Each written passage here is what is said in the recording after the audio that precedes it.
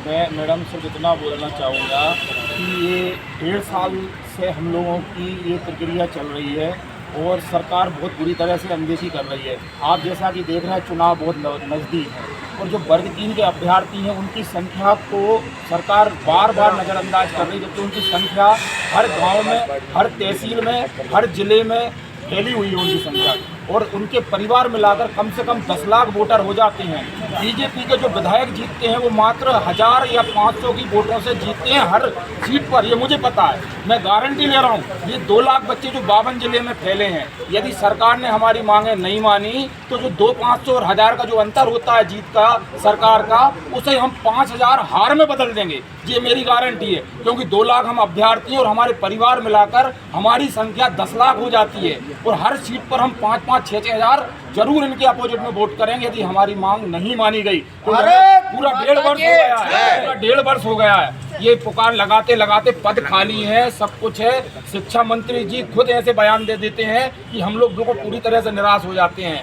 1 लाख पद पहले से खाली है, अभी 30,000 प्रमोशन से खाली हो रहा है। उसके बाद बार बार शिक्षा मंत्री जी झूठ पर झूठ बोलते हैं कि कोई पद ही खाली नहीं है, जबकि अभी एक बार उन्होंने फिर बोला कि हम नई भर्ती करेंगे। जब पद खाली नहीं है तो फिर नई भर्ती किस चीज़ की करोगे आप? जब पद खाली नहीं है तो आप नई भर्ती का कैसे नोटिफिकेशन निकाल सकते हो, कैसे आप उसके लिए बोल सकते हो? तो इस तरह से ये पूरा इन्होंने इतना गलत फैला दिया है, इतना उल्टा गलत फैला दिया है कि ये अभ्यर्थी 2 लाख अभ्यर्थी हैं, ये 1.5 साल से परेशान है। पद होते हुए उन्हें नहीं भर रहे हैं ये, और किसी प्रकार का कोई हमें ऐसा सकारात्मक जवाब भी नहीं दे रहा है। लगातार हम लोग निराश हो रहे हैं और इस निराशा का असर इन्हें चुनाव में देखने को मिलेगा, क्योंकि अभ्यर्थी बैठेगा नहीं, इनका दुष्प्रचार भी करेगा, अपनी वोट तो देगा ही नहीं, कम से कम 10 लोगों की वोट भी अपोजिट में दिलवाएगा। क्योंकि अभ्यर्थी बेवकूफ़ नहीं है, पढ़ा लिखा युवा है। ये 41 लाख युवा है पूरे प्रदेश में पढ़ा लिखा, और ये एक जगह नहीं बैठा, ये पूरे 52 जिले में बैठा है मैडम।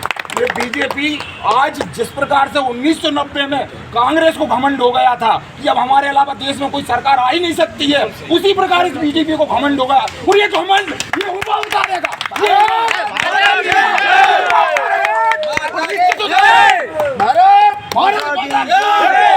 हम सब लोग इनकी बात से सहमत हैं।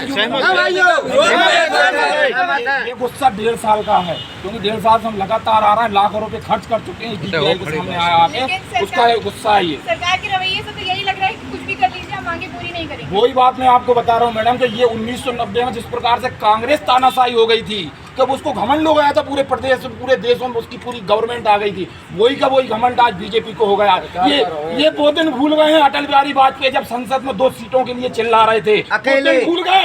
ये अटल बिहारी वाजपेयी का वो दिन भूल गई बीजेपी, और जो चीज तेजी से फैलती है उतनी तेजी से गिरती है। जैसे कोरोना तेजी से फैला था और खत्म हो गया, वैसे ही बीजेपी तेजी से फैली जरूर है, सिमट भी जाएगी। हम लोग नौकरी पर नहीं लग पाए तो ये लोग भी बेरोजगार होंगे, और अब हमारा अगला उद्देश्य ही वो है।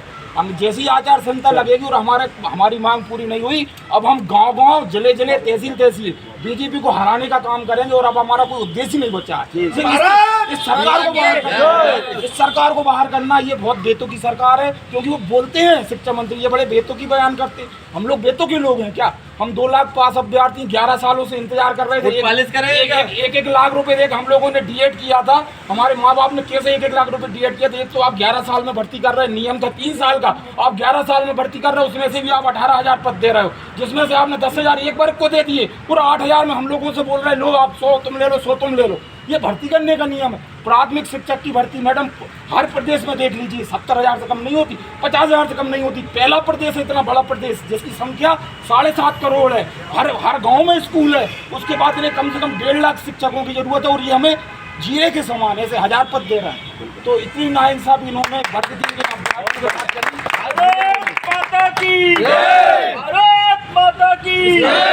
इसका जवाब सरकार को मिलेगा। अभी भी समय है, हमारी मांगे मान लेते हैं। हम बीजेपी के ही वोटर हैं, 2 लाख लोग, सब हम बीजेपी को ही वोट करते आ रहे हैं जिंदगी से। मैं मोदी का बहुत बड़ा फैन हूँ, मैं बीजेपी का ही वोटर हूँ। मेरे माता, मेरे पिता, मेरा पूरा परिवार बीजेपी का वोटर है, और हम आगे भी रहेंगे। हम जब निवेदन कर रहे हैं, हमारी बात नहीं मानेंगे तो हम लोग क्या करें? पहली सरकार है जो अपनों पर जुल्म कर रही है। आज तक मैंने जिंदगी में ऐसी सरकार नहीं देखी जो अपनों पर जुल्म कर रही है, अपने वोटरों पर जुल्म कर रही है। ये पहली सरकार है, पहली दुनिया की पहली सरकार है जो अपने वोटरों पर जुल्म कर रही है। अपने वोटर, हम सब 2 लाख बच्चे इनके ही वोटर हैं। लेकिन ये फिर भी मानने को तैयार नहीं है। बस मैं इतना कहना चाहूँगा। Thank you very much. जय हिंद।